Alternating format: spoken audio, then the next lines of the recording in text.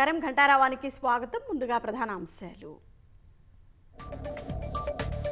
శాసనసభలో భూభారతి బిల్లును ప్రవేశపెట్టిన సర్కారు. ప్రజా సమస్యల పరిష్కారానికే ధరణిని రద్దు చేస్తున్నామన్న పొంగులేటి.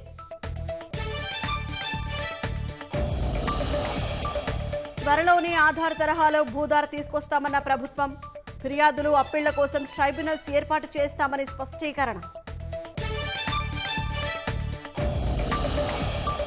అసెంబ్లీలో గురుకులాలపై అధికార విపక్షాల వాడివేడి చర్చ.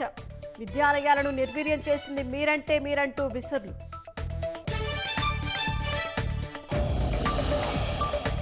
ఫార్ములా ఈ రేస్ వ్యవహారంపై సీఎంకు కేటీఆర్ లేఖ. అవినీతి జరగలేదని వ్యాఖ్య. అసెంబ్లీలో చర్చకు డిమాండ్.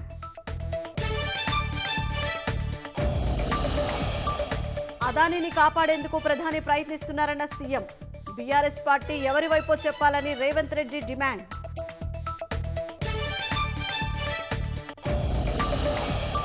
లగచర్ల కేసులో నిందితులకు బెయిల్ మంజూరు. పట్నం నరేందర్ రెడ్డి సహా 25 మంది రైతులకు ఊరట.